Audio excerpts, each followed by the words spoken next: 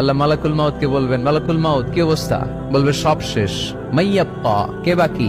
মালাকুল মাউত বলবে জিনেরা বাকি, যাদেরকে দেখা যায় না। আল্লাহ বলবেন জিনদেরকেও শেষ করে ফেলো, রুহু কবজ করো। মালাকুল মাউত আজরাইল জিনদের রুহু কবজ করবে। আল্লাহ এবার জিজ্ঞেস করবে, ইয়া মালাকাল মাউত আখবিরনি মাইয়াপ্পা, এবার বলো আর কে বাকি? মালাকুল মাউত বলবে, আল্লাহ মানুষগুলো সব শেষ, জিনগুলাও শেষ, এবার বাকি ইবলিশ শয়তান। কে বাকি?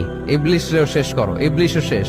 আল্লাহ আবার জিজ্ঞেস করবেন, ইয়া মালাকাল মাউতি মাইয়াব্বা, আর কে বেঁচে আছে বলো? মালাকুল মাউত বলবে, আল্লাহ আপনার কথা অনুযায়ী পৃথিবীর সব মানুষের রুহু কবজ করলাম, সব জিনদের রুহু কবজ করলাম, ইবলিসের রুহু কবজ করলাম, এখন আছে শুধু ফেরেশতা। আছে কারা? যাও ফেরেশতাদের রুহু কবজ করো। ফেরেশতাদের রুহু কবজ হয়ে যাবে। এবার আল্লাহ জিজ্ঞেস করবেন, ইয়া মালাকাল মাউত আখবিরনি মাইয়াব্বা। মালাকুল মাউত বলবে, আল্লাহ আপনার কথা মতো ধরে ধরে সব শেষ, ফেরেশতাও শেষ, 4 জন ছাড়া। কয়জন ছাড়া? জোরে বলেন, কয়জন ছাড়া?